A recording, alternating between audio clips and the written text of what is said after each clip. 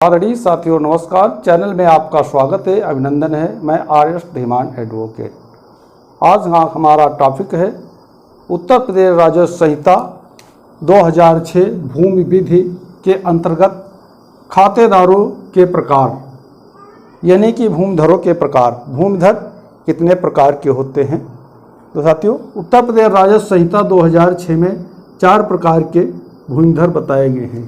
इसके पहले जो हमारा पुराना एक्ट था, उत्तर प्रदेश जमींदारी एवं भूमि व्यवस्था अधिनियम, जिसे इंग्लिश में UP zamindari abolition and land reforms act 1950 कहा गया है। दूसरा एक्ट उत्तर प्रदेश भू राजस्व अधिनियम 1901, जिसे UP land revenue act English में कहा गया है। इस एक्ट के अनुसार, जो हमारा पुराना एक्ट था, उसके अनुसार खातेदार 14 प्रकार के होते थे। इसको समाहित करते हुए उत्तर प्रदेश राजस्व संहिता 2006 एक्ट बना और लागू हुआ, जिसमें खातेदार यानी भूमिधर के प्रकार 4 बताए। नंबर 1 संक्रमणीय अधिकार वाला भूमिधर, नंबर 2 असंक्रमणीय अधिकार वाला भूमिधर, नंबर 3 आसामी, नंबर 4 सरकारी पट्टेदार। तो इससे पहले हम जान लेते हैं कि संक्रमणीय भूमिधर कौन है। संक्रमणीय भूमिधर उत्तर प्रदेश जमींदारी विनाश यानी उत्तर प्रदेश जमींदारी उन्मूलन के समय जो हमारे काश्तकार भूमि जोत की लगान अदा करते थे, उनको संक्रमणीय अधिकार दे दिए गए। उत्तर प्रदेश जमींदारी विनाश यानी उत्तर प्रदेश जमींदारी उन्मूलन के पश्चात जो भूमि जोत अपनी भूमि की लगान नहीं देते थे, उन्हें असंक्रमणीय श्रेणी में रखा गया।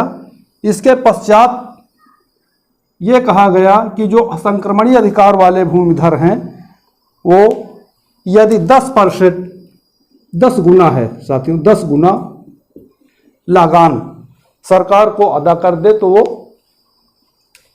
संक्रमणीय अधिकार वाले भूमिधर बन जाएंगे।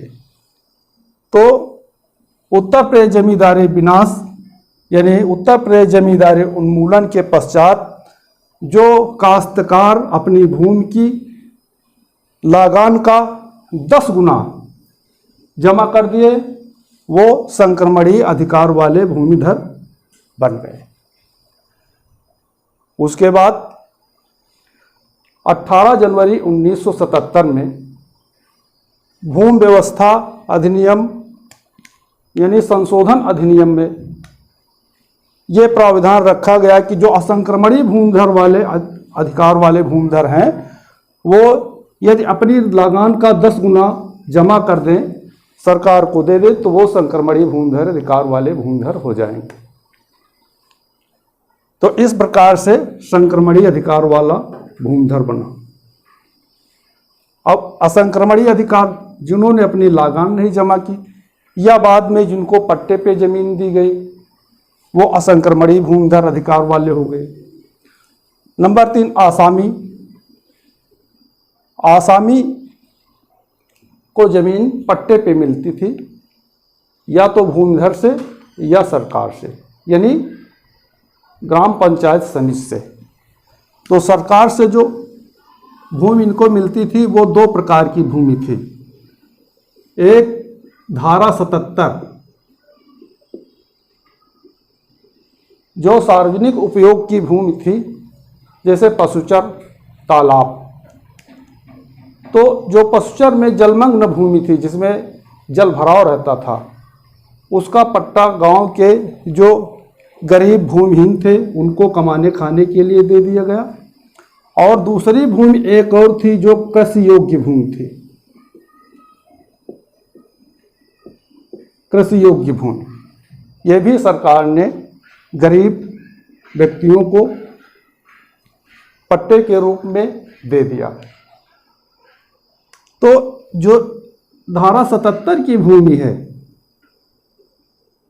इस पे आसामी को संक्रमणीय राइट या असंक्रमणीय राइट कभी प्राप्त नहीं होंगे, परंतु जो आसामी भूमि कृषि योग्य बंजर भूमि है जो गांव के व्यक्तियों को दी गई पट्टे पे, इसमें यदि कुछ कंडीशन है जिसमें आसामी पट्टा अपने समय पे निरस्त नहीं किया गया तो इनको असंक्रमणीय राइट का अधिकार मिल जाता, वो भी घोषणात्मक वाद के अंतर्गत। जैसे पुराने एक्ट के अनुसार 229 भी और नए एक्ट के अनुसार 144 के अंतर्गत इनको असंक्रमणीय अधिकार प्राप्त हो सकते हैं यदि सरकार द्वारा दी गई भूमि कृषि योग्य बंजर भूमि है। और इनके अधिकार अभी हम जानेंगे। और अब आता है सरकारी पट्टेदार। आसामी की भांति सरकारी पट्टेदार होते हैं। सरकारी पट्टेदार को यानी किसी ट्रस्ट संस्था या कंपनी को सरकार यानी राज्य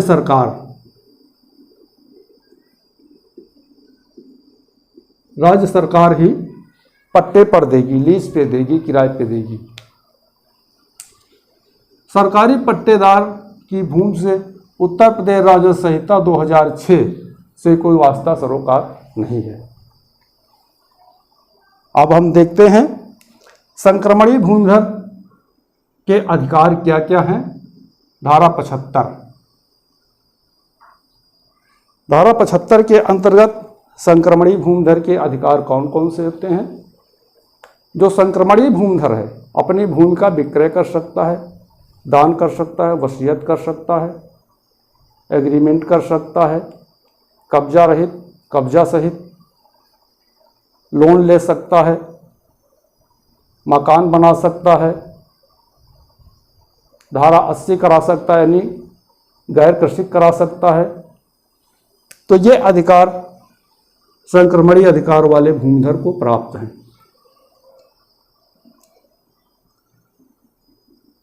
इसमें जो संक्रमणीय अधिकार वाला भूमिधर है इसमें ये अपना भट्ठा भी लगा सकता है, लेकिन जो खनिज है, जो खनिज निकलता है भूमि से, उस पर इसका कोई अधिकार नहीं है। असंक्रमणीय वाले अधिकार वाले भूमिधर के अधिकार भूमि का विक्रय नहीं कर सकते, ना दान कर सकते, ना वसीयत कर सकते। ये अपनी भूमि का बंटवारा कर सकते हैं, भूमि की पैमाइश करा सकते हैं, किसी बैंक संस्था से केसीसी कार्ड या लोन ले सकते हैं। ये अधिकार इनको प्राप्त हैं। और असंक्रमणीय भूमिधर अधिकार वाले धारा 80 नहीं करा सकते यानी गैर कृषिक नहीं करा सकते हैं।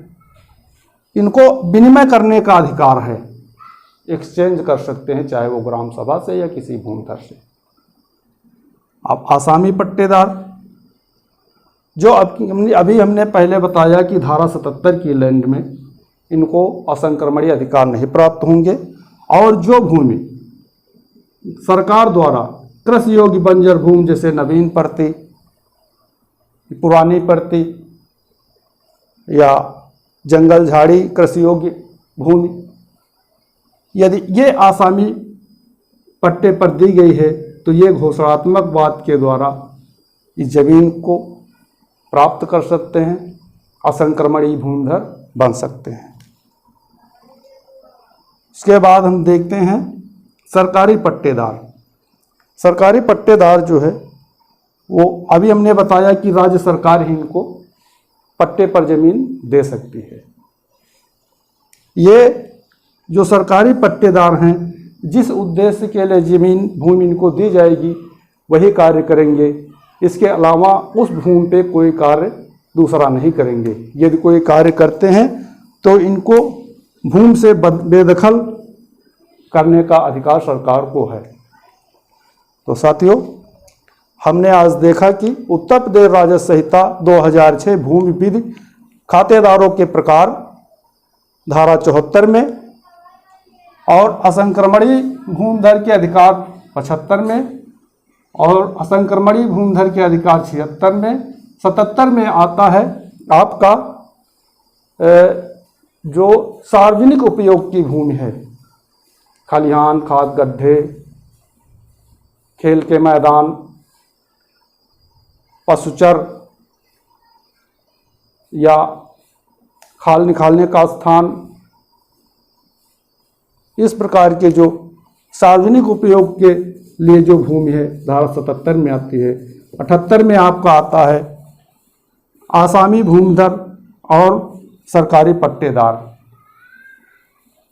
तो साथियों, आज हमने देखा कि उत्तर प्रदेश राजस्व संहिता 2006 की धारा 74, 75, 76, 77 और 78 के अंतर्गत